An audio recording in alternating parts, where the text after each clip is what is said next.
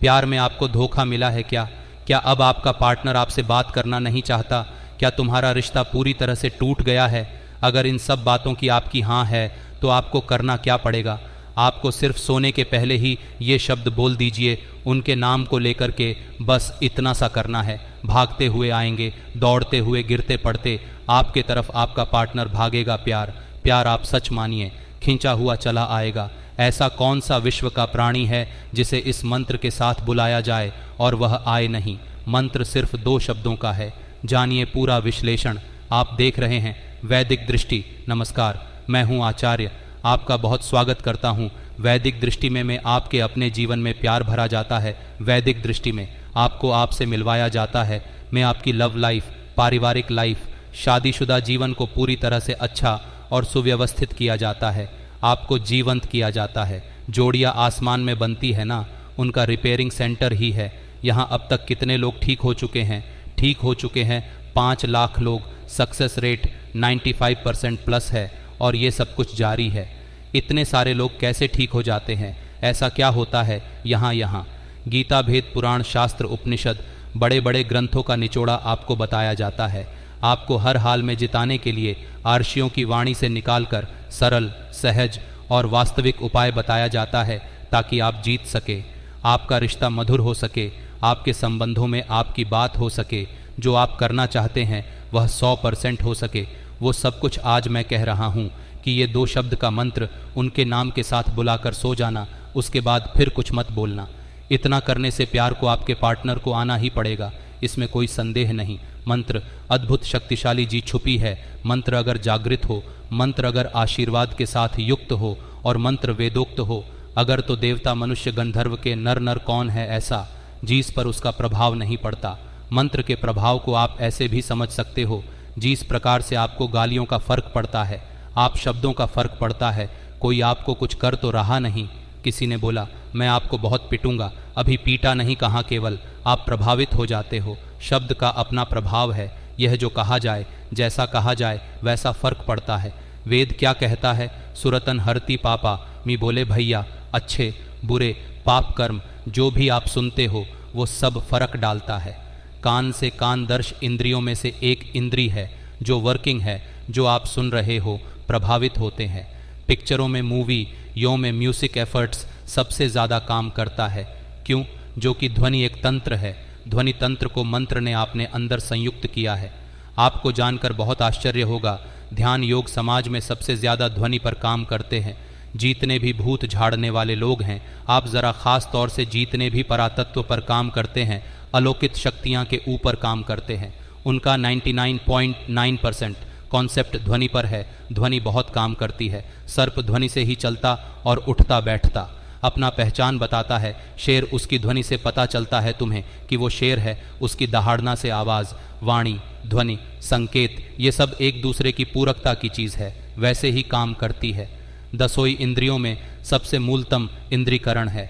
आपको जानकर बहुत आश्चर्य होगा, प्रेम के लिए कान से अच्छी इंद्री दूसरी कोई नहीं। आपके शरीर में सबसे सेंसिटिव हिस्सा कान है और सबसे नजीब हिस्सा भी कान है। पूरे शरीर में सबसे ज़्यादा अगर आपको दर्द कम होता है कहीं तो वह आपका कान है। उसके बावजूद भी सबसे ज़्यादा सेंसिटिव है। दुकान की अपनी बहुत सारी बीमा है।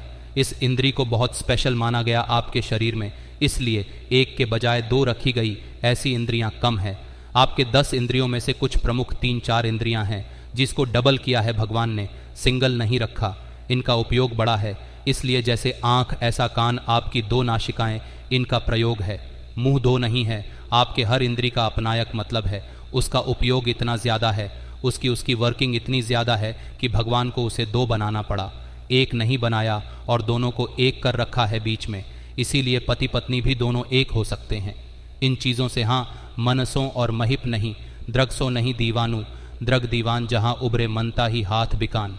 हाँ जी, ये इंद्रियां जिनके साथ होती है वहाँ मन अपने आप खिसके चला जाता है। कोई सुंदर चीज़ दिखे आप खिंच जाते हो, कुछ अच्छा सुनाई पड़े आपको खिंचाव होता है, कोई सुगंध की चीज़ आपको अपनी तरफ खींचने लग जाती है। ये सबसे प्राथमिक इंद्रियां हैं।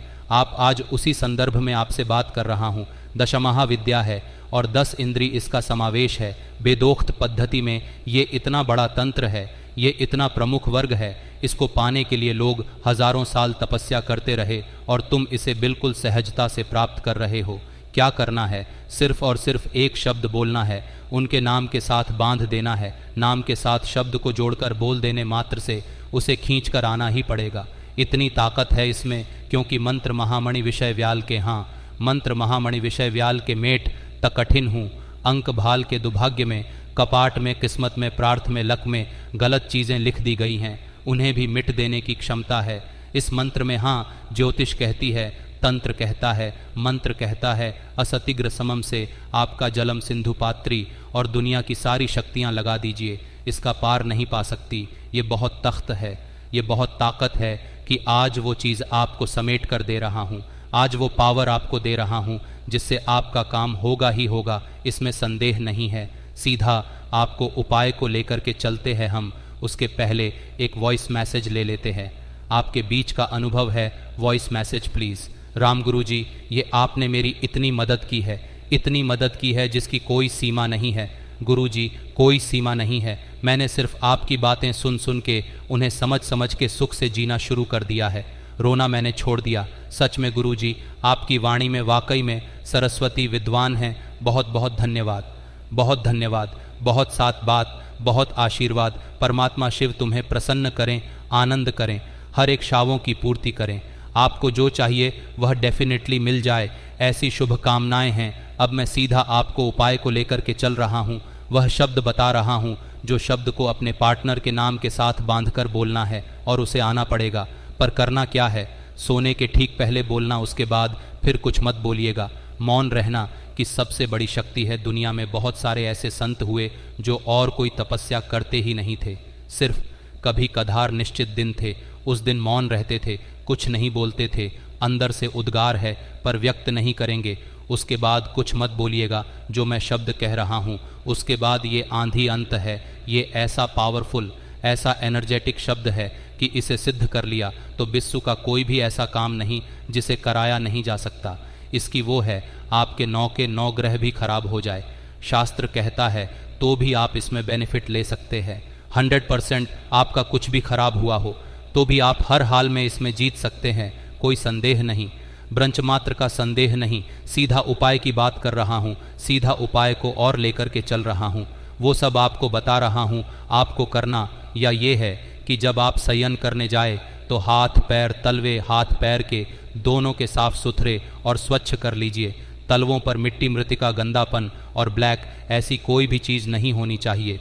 जितना साफ सुथरा रखेंगे उतना बहुत अच्छा होगा, उतना आप ज़्यादा अच्छी तरीके से इस काम को कर पाएंगे और जल्दी हो पाएंगे। अब करना क्या है? अब करना ये है कि आपको अपने मुंह में एक कुल्ला पानी रखना है और वो शब्द बोलना है और बाहर जाकर थूक देना और वापस आकर सो जाना है। बाकी कुछ नहीं करना, सब काम अपने आप होगा। पर ध्यान रहे, उसके बाद बिल्कुल नहीं बोलना, चाहे कुछ भी हो जाए। ये उपाय तभी ही करे जब उसके बाद कोई काम न बचा हो।